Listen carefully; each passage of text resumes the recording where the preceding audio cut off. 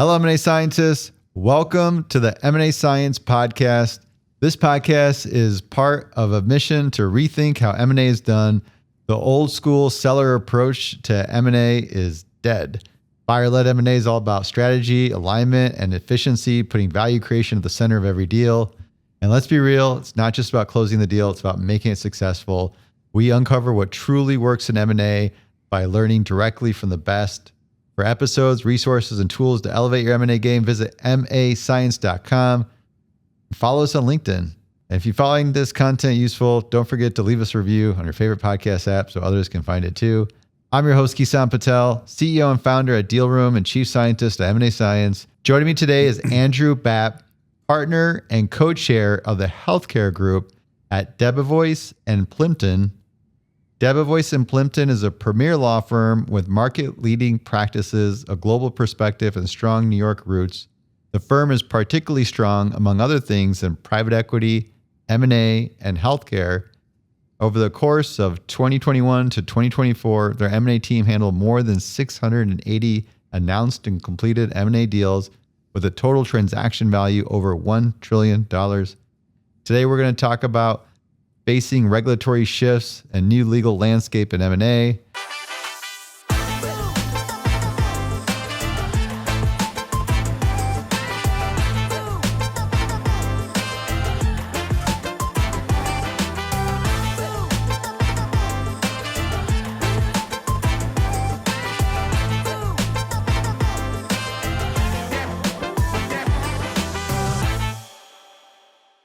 Andrew, how are you doing today?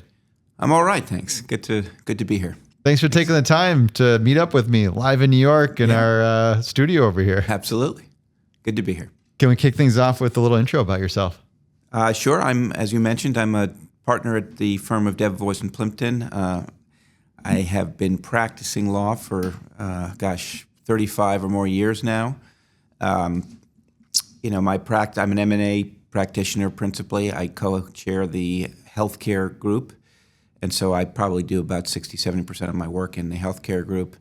But my practice includes public and private deals, private equity, strategics, and it's been a great experience working at Debevoise, and great to be here.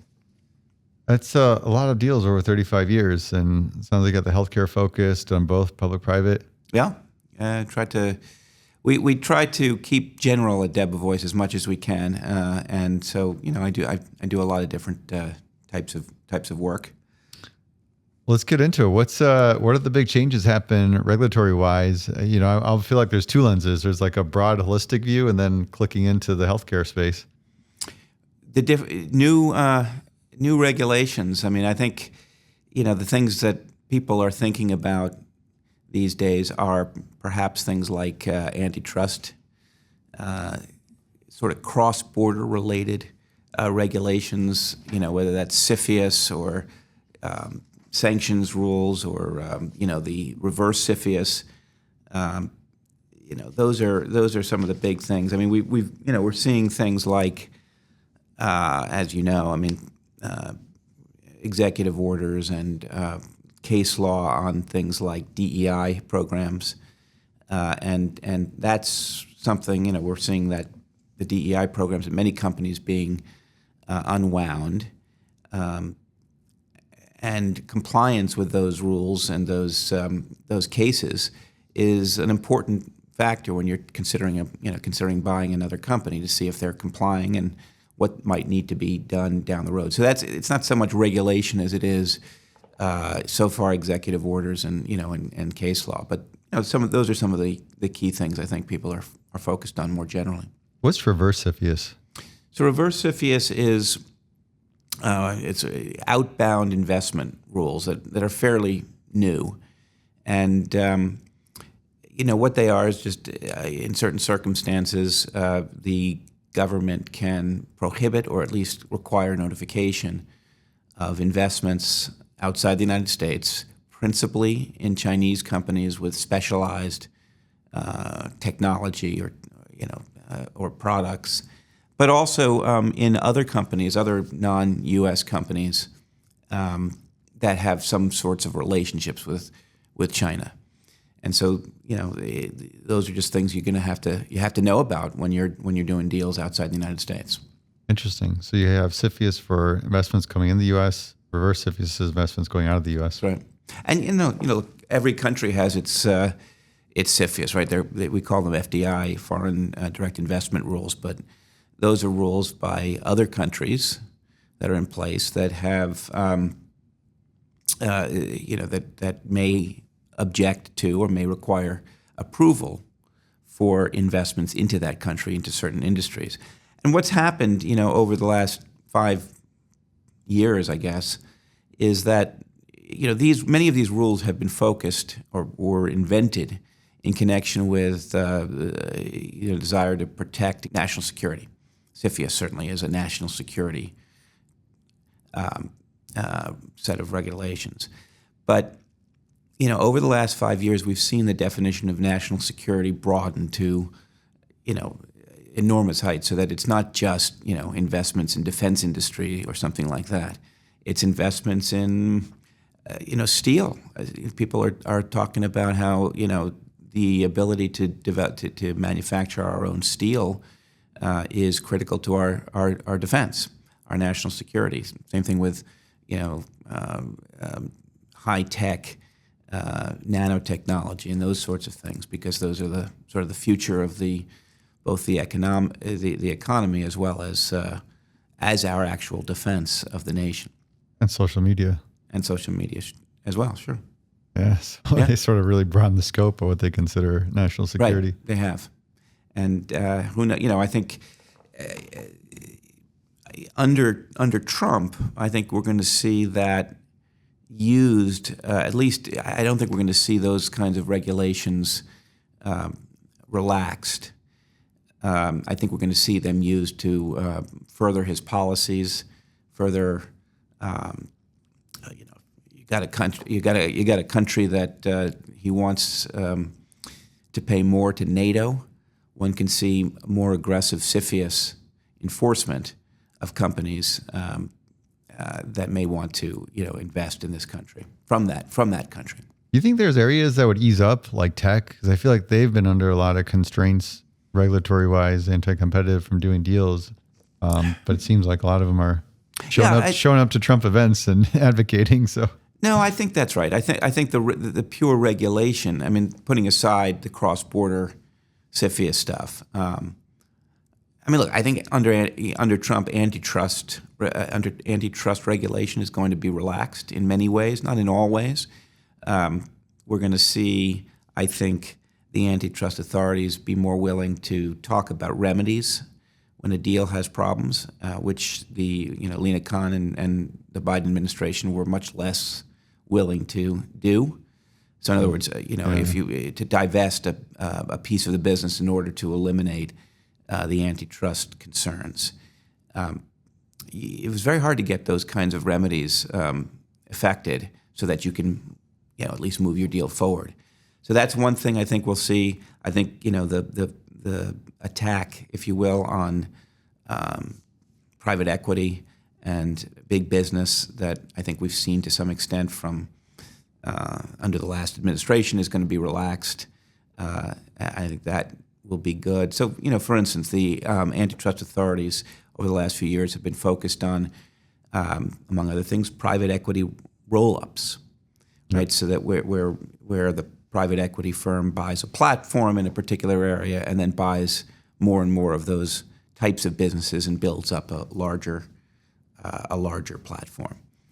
That had never been an antitrust concern, really, until Lina Khan got in, and now that was sort of a focus. That I think will no longer be a focus under Trump's regime. But who knows? Maybe you never know. And he had used the antitrust laws to kill a number of deals in his first term. So you can I don't think we can expect it to be a much more relaxed situation. But I think there are areas where it'll be a lot better and easier for M&A to proceed.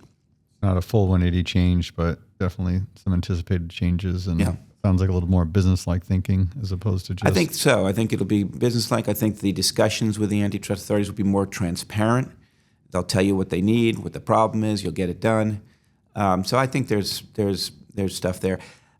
I think your question was more and I think other regulatory regimes, on healthcare may be a problem, but on other areas, tech I think is a good one. AI is a good one. I think regulation will be relaxed, and it will be easier to do deals, and it will be easier to run businesses in those areas. People are backing out of DEI initiatives. Yeah. How does that impact M&A? Well, I think it does in a couple of ways. I think it's more of a diligence type question, and an integration question. How and it may be something that you want to put into your draft of the merger agreement, right? You might want to say, that the company is complying with the various cases and executive orders relating to DEI. But I think it's really going to be a question of diligence, making sure compliance is being monitored, and you limit your risk. What was all the buzz last year about amending the Delaware Code? There were a few cases last year that in Delaware that raised concerns. They were in response to 3 cases really that put into question some very common practices, and the most significant of those was the Moelis case, which held that very common provisions that you see in all sorts of shareholder agreements, like veto rights that were granted to a shareholder, might violate Delaware 141, which says that it is the board that has the duty and obligation and right to manage the business and affairs of the company. And so this was an issue. I mean, the court did say you can put those kinds of rights if you want into the certificate of incorporation. You can't put it into a contract, a shareholders agreement between the shareholder and the company. There are literally hundreds of thousands of shareholder agreements that do this, and so it really threw a wrench into how we practice in this area.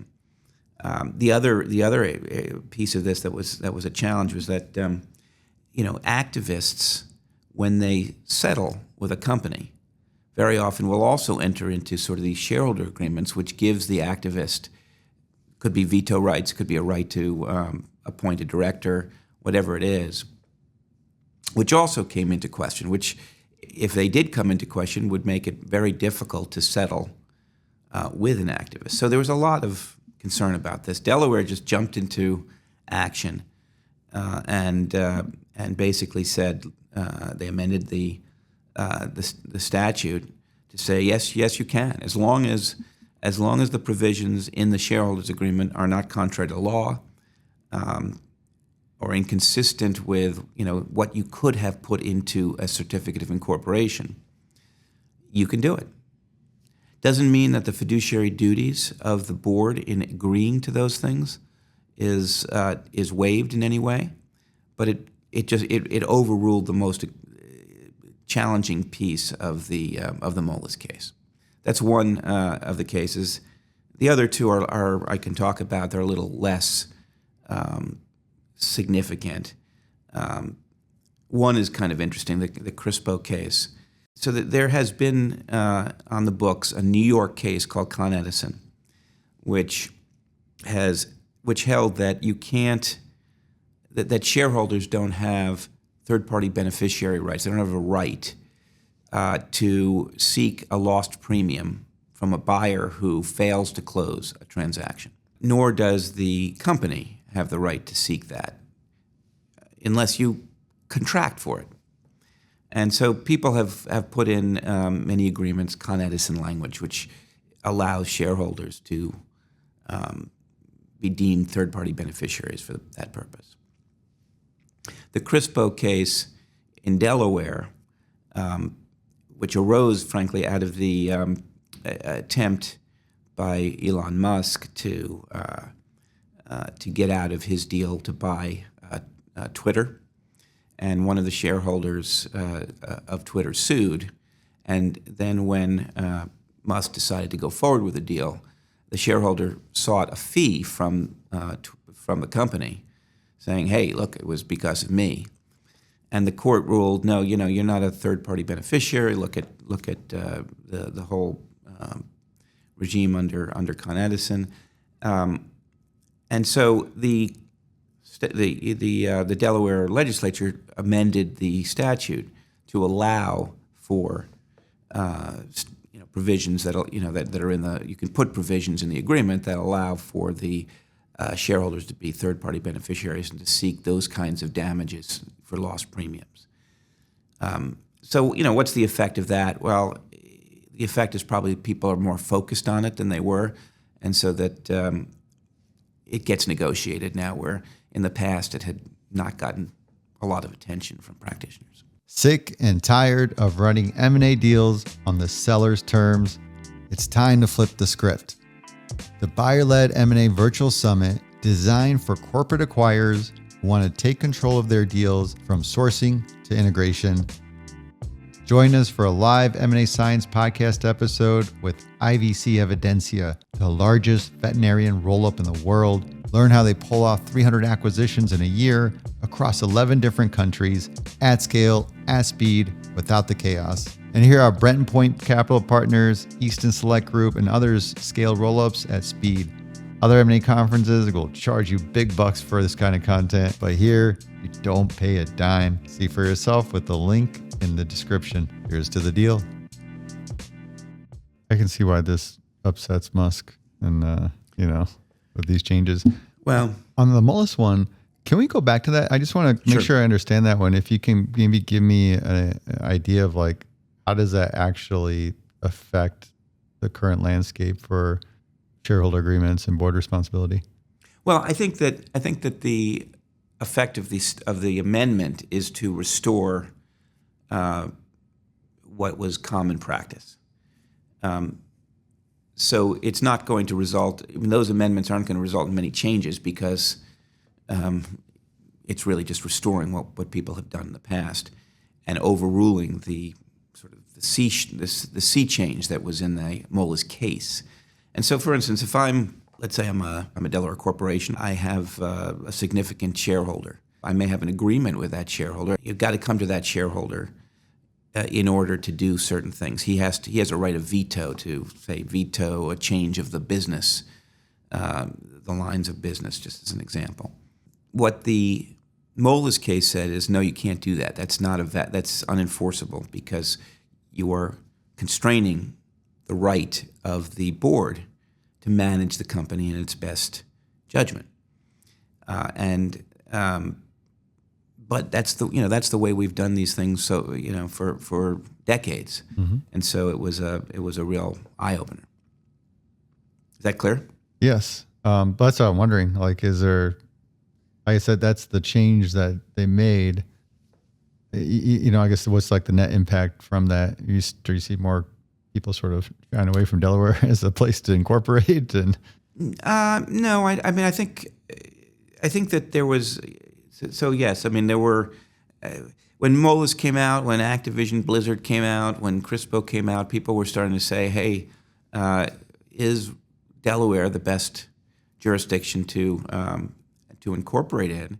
Should we run to, Nevada, which has been marketing their corporate law for pretty vociferously, or Texas as well?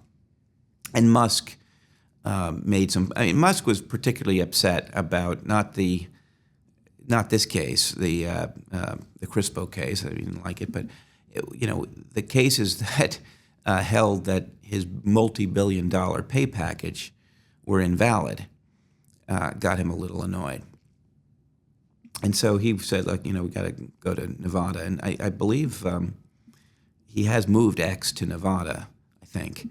And I think Meta is also looking to potentially move, which was a little surprising to us. There was a lot of noise, but the Delaware is still, I think, by far the best place to incorporate the experience they've had dealing with these issues, the Chancery Court sort of focused directly on these issues, the flexibility of the statute, the intelligence sophistication of the legislature. I mean, for the legislature to have been able to, in such short order, overrule this case because it recognized the damage it could do to the market and to corporations that are incorporated in Delaware was pretty impressive. There were a lot of criticisms. They're doing it too fast. They're doing too fast. No, but what they're doing was returning to the status quo, which had worked for decades. And so I would, I think we generally would be surprised to see an exodus from Delaware, but Meta has said they're planning to reincorporate, and there have been some other companies as well. Interesting. We talk healthcare. What's going on in the healthcare world? Oh my God! It depends on which day you ask me, right? I mean, there is a lot going on in the healthcare world. One of the things that we're seeing quite a bit of is the states, the growing state intervention into healthcare transactions. We've seen statutes being passed in California, in Massachusetts, in Washington, Oregon, and another 30 states. Most of those tend to give the regulators the right to notification of a deal involving a healthcare company in their state.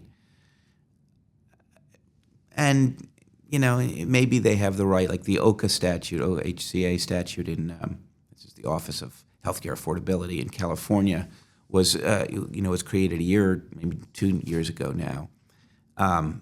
It's a whole new bureaucracy, and what their job is supposed to be is to look at potential deals. They get time, I think 90 days, to look at them and decide whether they want to perform a cost and efficiency review, a review of what these companies, who these companies are in the market, what the effect of the transaction might be in terms of cost, quality of care, and access to care. They're not supposed to be able to block deals, but they can delay them, and they can cause lots of costs and expenses.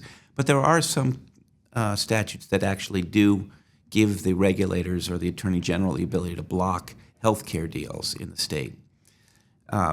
California has tried unsuccessfully so far to pass one, but who knows whether it'll come back. And part of the problem with those kinds of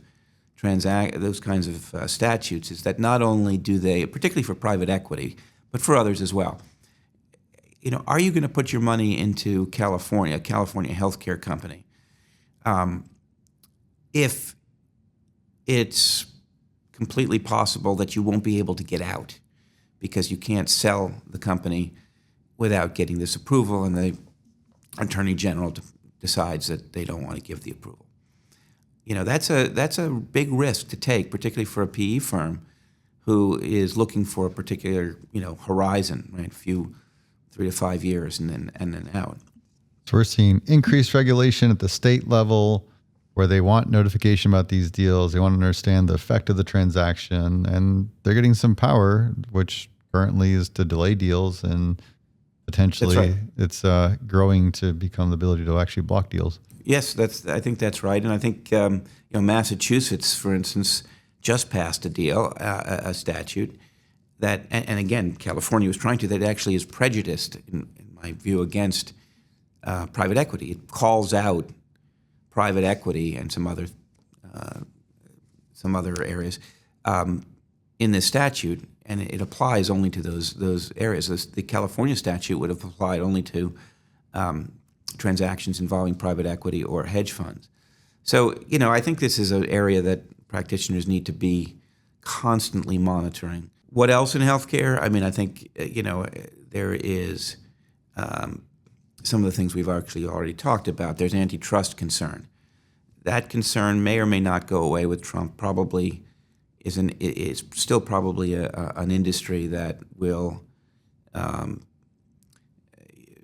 be targeted to some extent by the antitrust authorities. There's something out there called the Biosecure Act, which has not yet passed Congress, but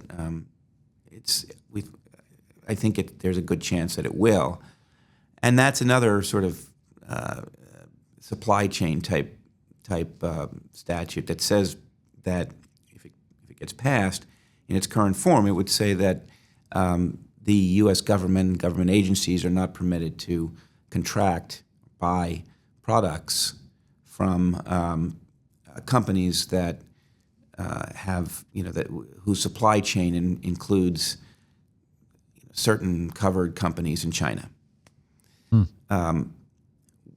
Which of course means that since government agencies includes Medicare and Medicaid, it's a pretty significant sanction.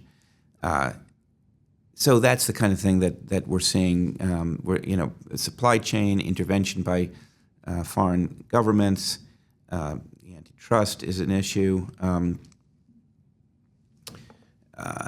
and look, I mean, there's always new regulation, of course, at the FDA level, and we're seeing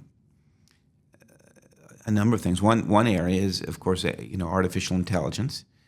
It's becoming a key player. I think in general we're seeing. I think under Trump we'll see the regulation of AI relaxed, but one issue that the FDA has recently dealt with is, look, if I've got a medical device, right, and that medical device has AI built into it, and it learns from experience, right? At what point is that a new device that needs to go again through the device approval process with the FDA? And that was a tough question. I think there are regulations now that allow companies to upfront say, this is what we expect is going to kind of happen. This is the range of things that are going to happen with our changing product. And that should work as long as you stay generally within that range, or the AI does. So that's, I think that's another area. And, as I'm sure you're aware, there was this Loper case that made a big splash, a Supreme Court case that overruled Chevron deference. Chevron, as you know, was the longstanding case that said that if there's ambiguity in the statute, the courts will defer to the interpretation given by the relevant agency. And that's now been overruled, and which means that if there's some ambiguity in the law, the court has the right to determine what the right answer is. Certainly, whatever the agency says will be persuasive, but people tend to think that this will give the opportunity to many companies to go out and litigate against regulations that they don't like and that they think may not be consistent with the statute. Whereas it was almost impossible to win those kinds of lawsuits because if there was an ambiguity in the law, the court would just defer to the agency that made the rule. That's a lot of stuff to keep up with, my friend.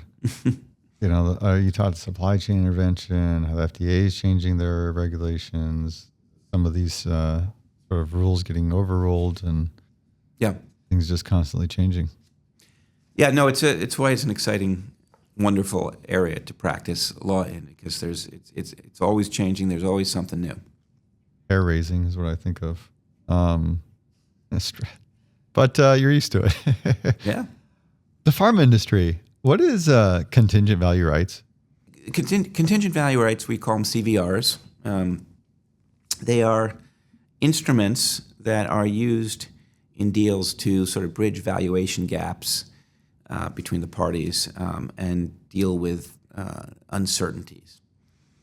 There are actually two kinds, probably more than two kinds, but the two kinds that you see are there's one that are called event-driven CVRs, which are the ones we're talking about, and we'll put the others to the side for a moment. But event-driven CVRs are the instruments that create value or provide value to the holder if a contingency is achieved or satisfied. So if I've got a company with a drug that's in phase 2 trials, and I think it's going to get through and get approved by the FDA, but who knows? And maybe the buyer says, I don't think so. I don't think this is going to make it. How do you value that company with that distinction? And they may solve that problem by saying, okay, look, we're going to give you a piece of paper, or shareholders a piece of paper, that in the event we do get through FDA, we'll pay you money. We'll give you some money, and here's how much we'll give you. There are lots of different milestones or triggers that are used in these CVRs. They can be FDA approval. They can be commencement of clinical trials. They can be the commercial launch of the product. They could be based on revenue, achievement of certain revenue goals over some period of time. So there are a lot of ways to structure these things.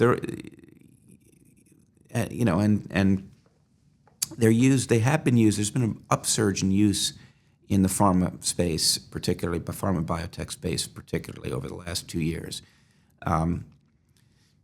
Why is that? I think it's in part because it was increasingly difficult to value these companies, particularly biotech companies, which don't have a product yet on the market.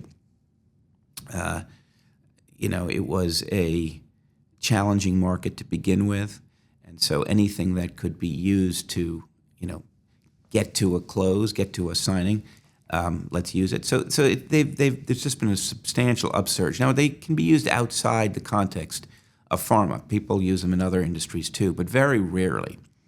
And I think the reason for that is that many of the concepts that you get in CVRs, you see in the common licensing agreement that pharma companies enter into every day.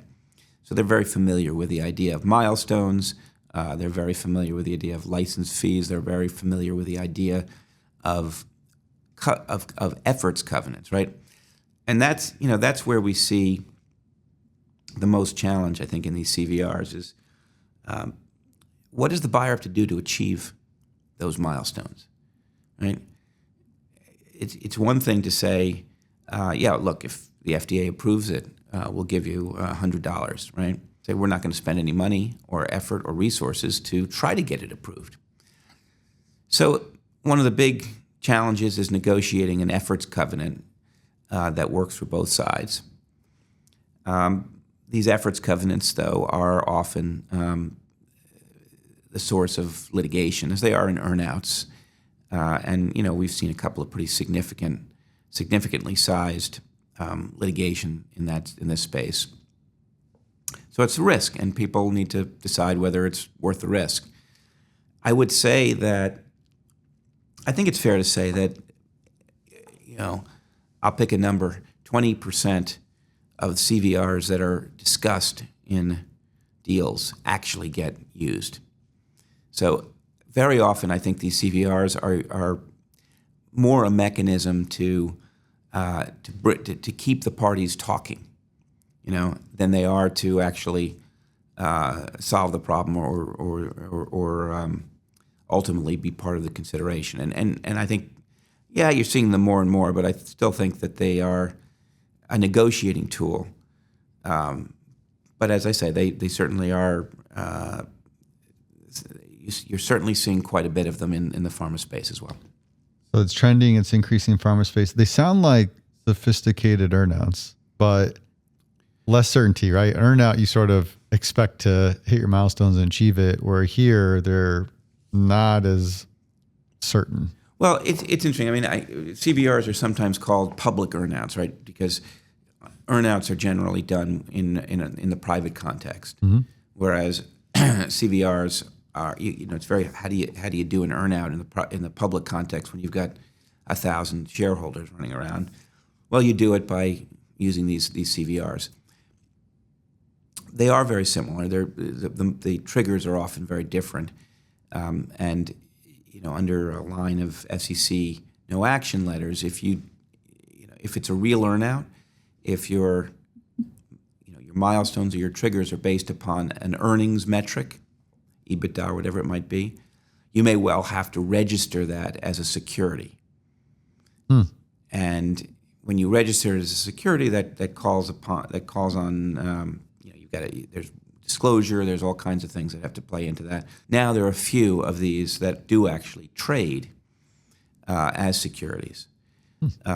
Not so much because they are based upon earnings metrics, although there have been some of those, but just because there's a thought that if they trade, there's more liquidity, they're more valuable, and so both the buyer and the seller are happy that way. Whether that's true or not is not entirely certain. I think it's fair to say that it's not a scientific study, but if you looked at the market value of these CVRs that do trade and compare them to the value that the banker had attributed to them in doing its fairness analysis at signing, it's generally the case that they trade lower than that price. So it's not clear that anybody's really getting the value that is, because they're complicated instruments. The float there's still generally not a lot of float, and so they often don't keep their value. So that's unique, sort of trending. I don't know, what do you call it? It's not like a. Well, it's a structural tool. Device. Structural device. Yeah, and I mean, look, these have been around for a while, but they become a little bit more ubiquitous in the pharma space than before. It's also become sort of the thing. Hey, my next door neighbor, big pharma guy, just used this. I want to use it too. It's that kind of thing. Yeah. What else have you seen in terms of just deal structure across healthcare? It's always interesting because I do these quarterly roundtables with heads of corp dev. Yeah. And it's always the folks in healthcare that have the most intricate structures of their deals, and you just sort of learn a lot from it. But I'd love to hear just what have you seen? Well, yeah. I mean, I think the two kinds of structures that I think you see a little bit more of. One is sort of variations on the friendly physician structure, right? So most states have what are called CPOM laws, which are corporate practice of medicine laws. They generally mean that the only people that can practice medicine are licensed doctors. So you can't have in many of these states, you can't have corporations owning, a medical practice, because they would be able to exert too much control over the practice of medicine by the doctor. So there are these CPOM rules that are, there's a spectrum of them across the country, and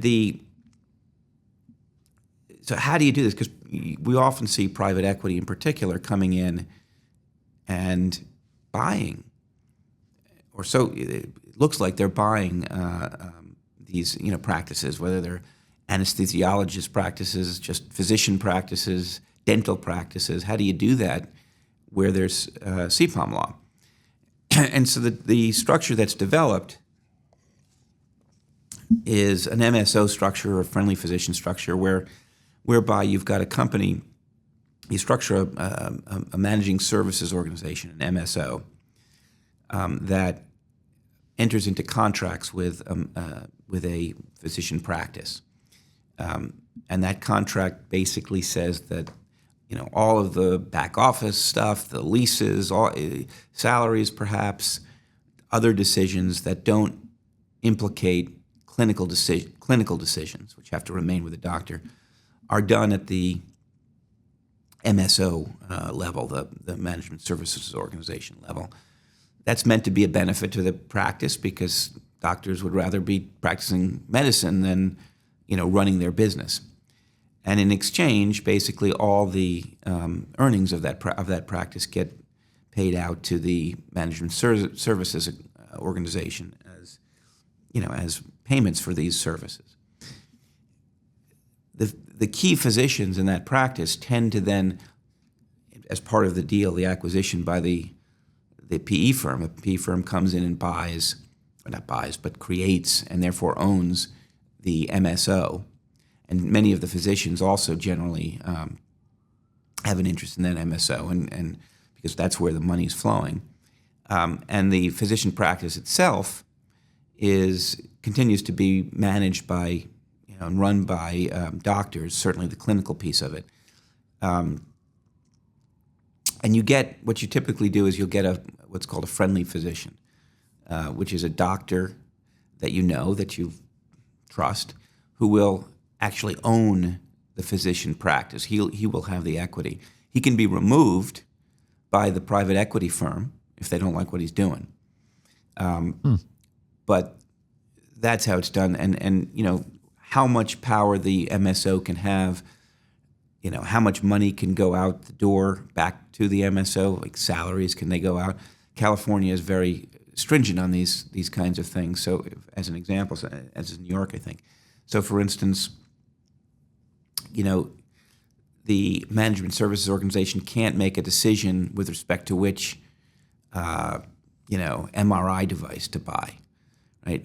That has to be a clinical, that's considered sort of a clinical decision that the doctor has to come up with. So that's an interesting structural approach. Another thing that I think we see, it's not that common, honestly, and but I think I tend to see it more in healthcare for whatever reason than in other industries, which is these sort of partnerships between the private equity buyer and a strategic buyer, which is coupled usually with a complicated put-call agreement. So that, the idea here is that there are many ideas, but one of the ideas is that the buyer, the strategic buyer of that healthcare company, they want to own the company at the end of the day, and so they have a call right on the private equity's interest, and the private equity guy wants to exit because their horizon is usually 3 to 5 years or whatever it might be, and their business model is to be able to exit at that time at a profit. So they have a put right at a certain time to put their interest to the corporate buyer, strategic buyer. And part of the idea from the strategic's perspective is they may not know how to manage or rationalize or do a good job of it, the healthcare company itself. And that's, the expertise of the private equity firm is what they're buying. And so the idea is that over the next 3 years, the private equity firm will work to make that business more efficient. It will lend its expertise on how to run that business to the strategic, which is often in a different, sometimes contiguous but different sector, subsector. And they, everybody gets what they want. So that's kind of another structure that, I've seen a number of times used in this space. So call right basically gives you an option to buy. Yes. And then a put right is basically an option to sell. Right. So in this case, the strategic would have the right to call, the option to buy the PE's equity. Equity, right. And the PE firm would have the right to put, to sell, to force the strategic to buy its interests. Yeah. After, there's lots of, the way, these are very complicated papers, these put call, after how many years, at what premium, what's the, what do you have to do during the time, what's the calculation of the put call price, how's it valued, what happens if there's an antitrust problem when you're trying to push it onto the strategic. So there's a lot of stuff there that needs to get worked out, but it seems to work well. Sounds like a future podcast. Just on these things? Yeah, just on these things. It's an interesting topic. So we got some interesting insights on deal structures. We talked a lot about regulatory. I'd love to talk about the holistic process, and I'm thinking broadly. I talk a lot about buyer-led versus seller-led. You always look at the traditional model that we think of as seller-led, bank processes, driven by the sell side, but a lot more trends and emerge around buyer-led, where just strategics, for example, are very proactive about finding proprietary deals from the beginning, but then also very proactive about planning integration and having more control over the timelines, so they produce better outcomes. You're on the legal side. You sort of see a volume of these deals, both banked and non-banked. What's your take? What do you see as the difference? And I'm almost like think it's two parts that go back to what we just talked about. Is there a regulatory difference between the companies that have a more seller-driven process versus a buyer-driven process?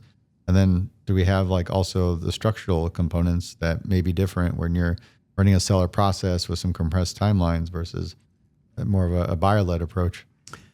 Well, look, I think that, one thing that we're M&A practitioners in general are going to need to focus on more, because of a lot of these regulatory changes and a lot of these things going on. I think these deals are going to start to take a little bit more time, and not so much time between signing and closing, though there will be that, but also preparation.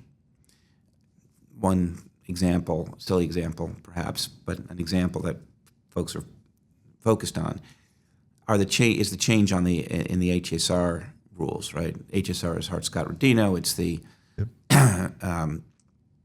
it's the antitrust form that both sides need to file when they're doing a merger and can't close their deal until approval from the antitrust authorities has been given. And that everybody knew how to do that, and you say in your agreement that you have 10 days to get that on file, and there's a bunch of provisions. But the antitrust authorities have just overhauled that form and made it far more complex and require far more information and thought than it had before. The resources that are going to be required are going to be substantial. And to that end, I think, companies are going to want to think ahead before they enter into an agreement. You're going to want to make sure that, I think, you can actually answer the questions on the form. That is, there's not going to be issues in the form, that you have the information. And it's just going to take so long. You're going to want to start doing that in advance. Now, what does that mean for the question you've asked? It seems to me that it means that, it could mean that, seller auctions, processes that are aimed at speed may be a little bit harder to do, or because you need to focus on this, and those kinds of transactions that strategic buyers anyway want to do are more naturally suited to this kind of let's get prepared in advance. Now, a seller gets prepared from its side, often in advance, but it's hard to do that when you don't know who the buyer is. Right. So I think that's one thing. I mean, I think that there will be increasing amount of buy-side diligence, and along with that, and buy-side diligence that will require more looking down the road than perhaps we have in the past. I mean, there are state statutes now, Massachusetts is an example, that we're sort of following the federal. The DOJ gave a speech one point a year ago, I think, that said, look, we're concerned about private equity in connection with companies that might have, healthcare companies that might be liable for False Claims Act liability. And so we're going to go after PE firms. We're going to go after sponsors. And, if they knew about those sorts of problems and didn't fix them, we're going to hold them liable. We're going to try and hold them liable. And Massachusetts now has a statute that says something like that. So what does that mean? I mean, I think that means that, private equity buyers in particular are going to need to be very careful about these kinds of issues. They can't put their heads in the sand, not that they have in the past, but they can't going forward. And they're going to need to make sure that, because inevitably you're going to find problems. You're going to find, in many of these types of companies, there's going to be something that could be deemed a false claim. And you're going to need to stop those practices. And, you're going to need to figure out how to integrate the company, how to run it going forward to make sure that you as the monitor, you're not actually down in the trenches making these claims. You're above. You got to make sure, I think, that you're comfortable that there's no pressure on doctors to make false claims because if you do, that will potentially, provide greater reimbursement or something like that. So I think from the buy side, at least from the private equity buy side, I think there's going to be more focus on upfront diligence, a little more focus on upfront diligence, but more focus on the integration and how you address some of these regulatory concerns going forward, particularly in healthcare. The more complicated the deal gets because of these advancements in the regulatory side, the more you need to be buyer-led and just really get ahead of it and be proactive on it. That's right. How about the deal structures? Do you see, we talked about some of these different deal structures that are pretty common in healthcare. Do they sort of apply, again, like auction versus a proprietary deal, where if it's a proprietary deal, you'd have more flexibility to come up with these different structures versus an auction? It tends to be, we just want certainty to get this much money and call it a day. Yeah, I mean, I think that's absolutely right. Now,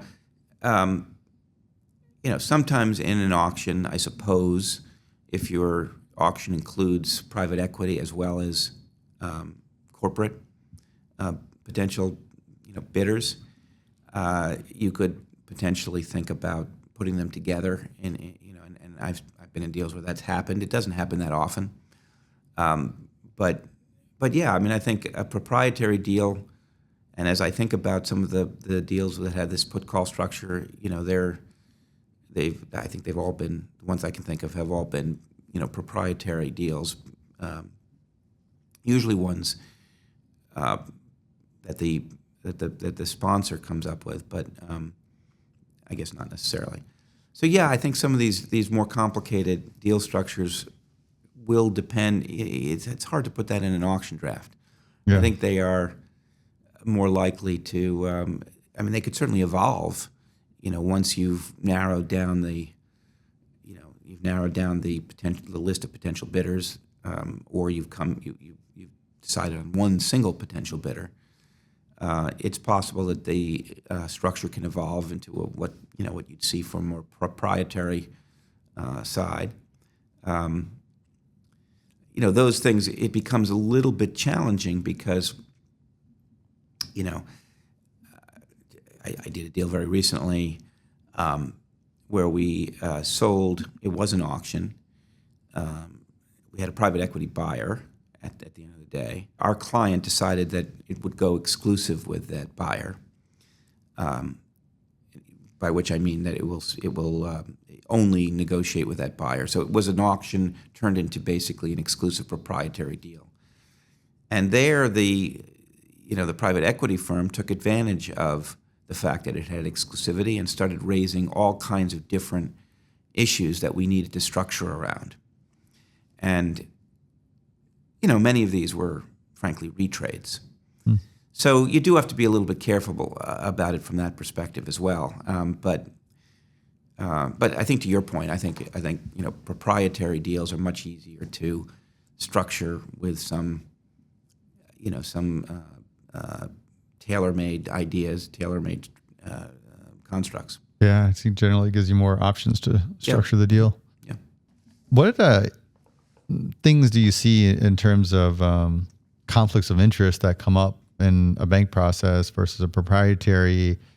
how are those things managed, especially when it comes to like these real headlining high stake M&A transactions? Yeah, well, I think when you're talking about investment bankers, there really is not much of a difference between auctions the same conflicts can arise, and the conflicts that you see with investment bankers, they're really twofold, right? They're the conflicts the investment banker itself might have, but there are also conflicts that the board might be involved in where you might have a special committee. And in that case, there have been a slew of cases where the investment banker might be viewed to have aided and abetted a breach of fiduciary duty by the board as a result of certain things, but because there was a board conflict. So, talk about some of the recent cases. There are a couple of very recent cases that have honed in on disclosure of conflicts as an important aspect.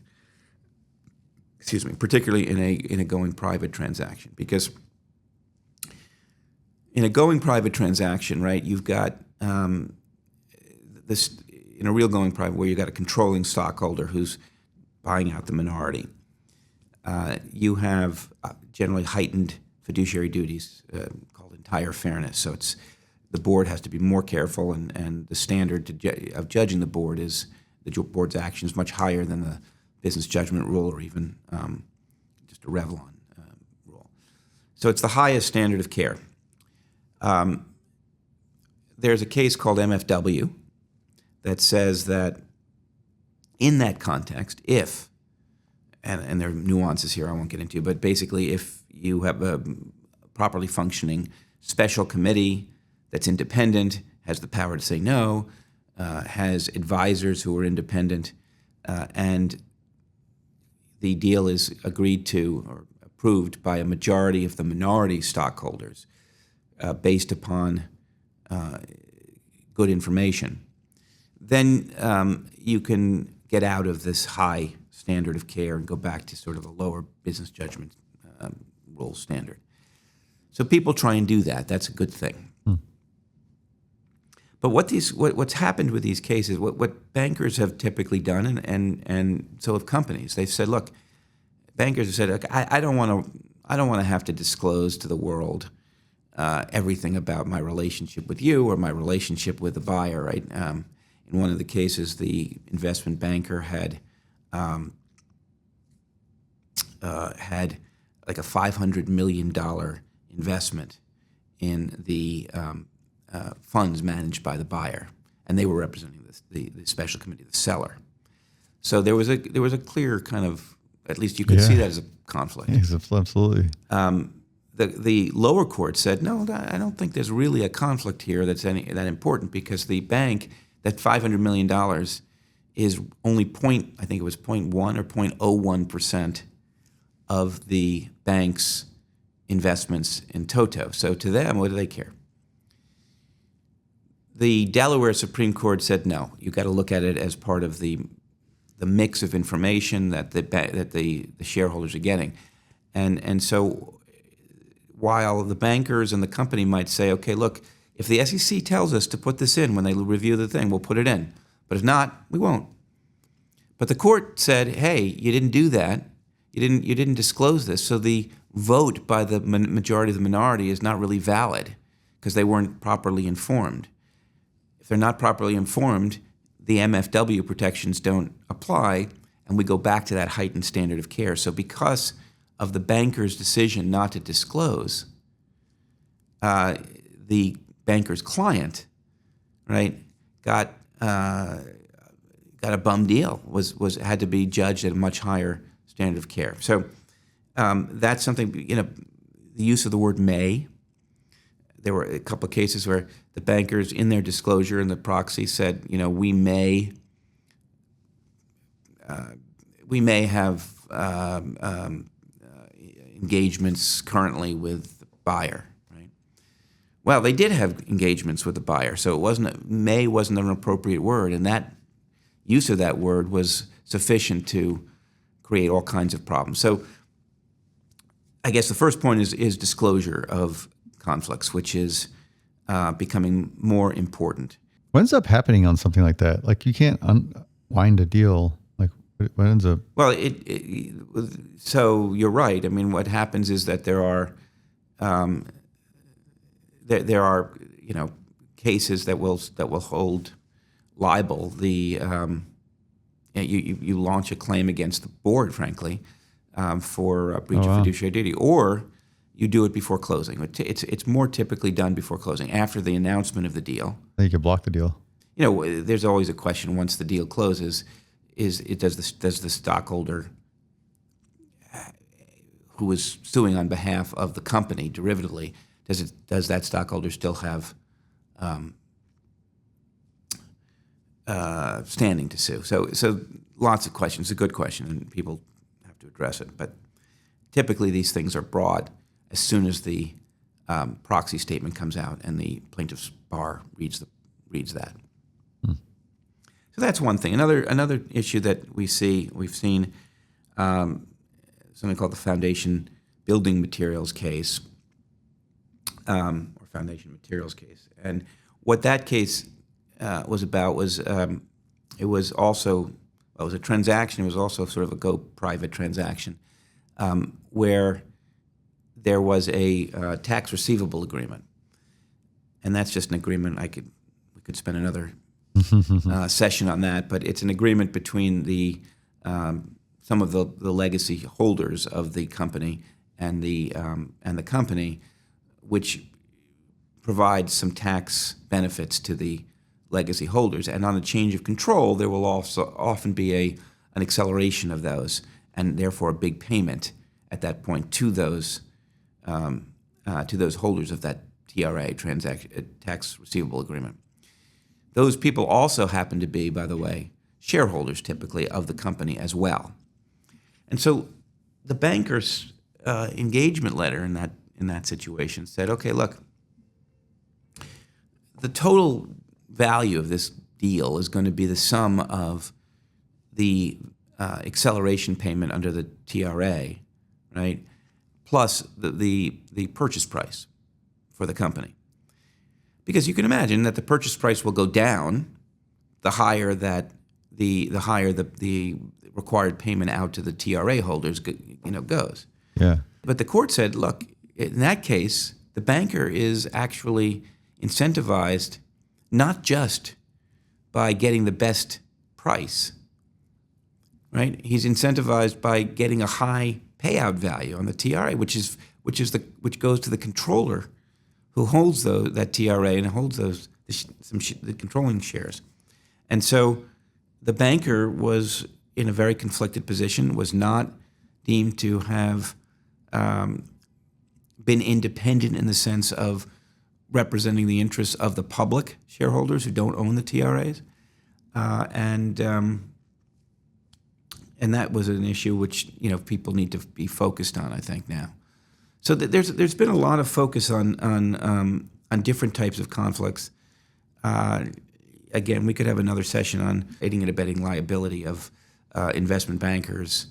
There are cases where the breach of fiduciary duty by the board was the result of actions by the investment banker that were not known by the board, but the board is still tagged with breach of fiduciary duty, and the bankers then tagged with aiding and abetting that breach of fiduciary duty. But that's probably not. These are pretty cool. These are like things you just don't come across day to day. So it's interesting to hear about them. Why is everybody picking on private equity, and especially in healthcare? I don't know. They're trying to make a good, honest buck. What's going on? I agree with you, and I don't know. There's a lot of reasons that a lot of things are going on. There's enormous political pressure from, people like Elizabeth Warren and others who just can't abide private equity and make a lot of noise about it. There are congressional investigations as a result of this. There's been a number into private equity, particularly in the healthcare space. We've talked about some of these state laws that have come out that have attacked private equity and are laser focused on private equity. There's a view, that in healthcare, what we're looking for are three things. We're looking for, because it's a public good in some sense, right? So we're, unlike, beverage companies, which aren't really public goods in the same sense, right? Healthcare companies, you want to make sure that costs are low so people are able to pay for healthcare. Mm-hmm. You want to be able to make sure that there's good access to healthcare to particularly people in rural areas or poor areas who generally can't get it. And you want the quality of care to be good, to be excellent, right? Private equity's business model is to make money. They go in, they cut costs. Those who challenge private equity in this space, they have no incentive to think of the well-being of the patient base. They're just out to make a buck. They could put pressure on the doctors or whoever whatever type of business it is, to make money, and that in turn makes doctors cut corners, makes them seek higher reimbursement, seek reimbursement for more tests than are necessary, right? Because there's more profit there. And so I think that's that's where this challenge comes from. I don't think there's any particular body of research or evidence that shows that that's true. There's certainly examples of where you could certainly infer that it was the fault of the private equity owner. But look, it could also be we have a shortage of nurses. That could also be the rationale. And what's the difference between a private equity firm in this context and any for-profit buyer? They're all there for profit, but that doesn't mean that they aren't very well aware. And they, frankly, the firms that I've worked with are very focused on patients' health, on access. They're actually very concerned about these things. It's a question of balancing it properly. And I just don't think there's a lot of great evidence that private equity doesn't balance it properly. I just give you one quick anecdote, which is old now. This is not a new phenomenon, but we represented a private equity fund years ago that bought an ambulance company. And the day that it closed, that deal closed, tragically, a woman who was in one of those ambulances didn't make it. And the press came out saying, here's a great example of why we shouldn't have private equity owning healthcare companies. But wow. That was the same day they actually closed on the deal. They had no, it was clearly not the fault of the private equity company in any way, shape, or form. But there's a lot of perception.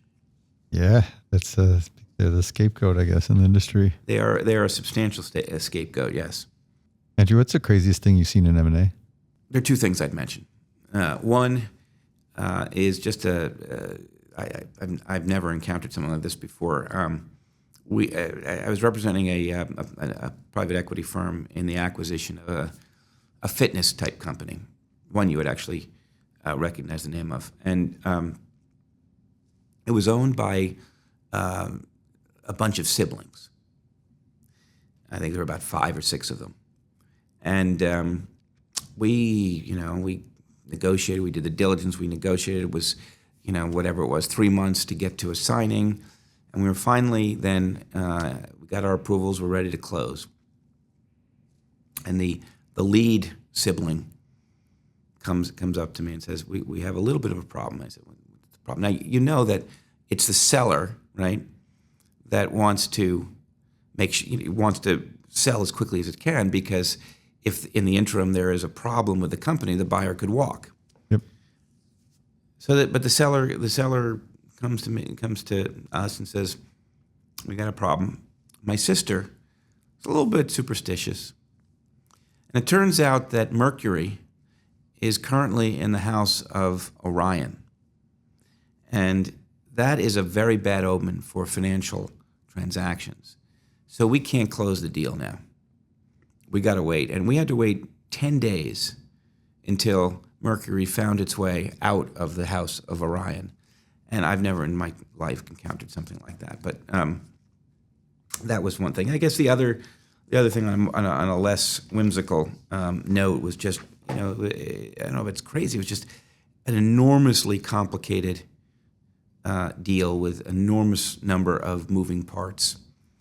That was a deal I did. I represented TPG and Welsh Carson on the acquisition of the company Kindred, which was a public company. Yeah. And it was a hospital company, a home health and hospice company. And the deal involved, we had to negotiate around all kinds of regulations. We were splitting it into two pieces. Humana came in and was a strategic partner in that deal. We talked about put calls that we had one in that deal. The lessor for the hospitals, the lease was immensely complicated, and we had to negotiate around that. So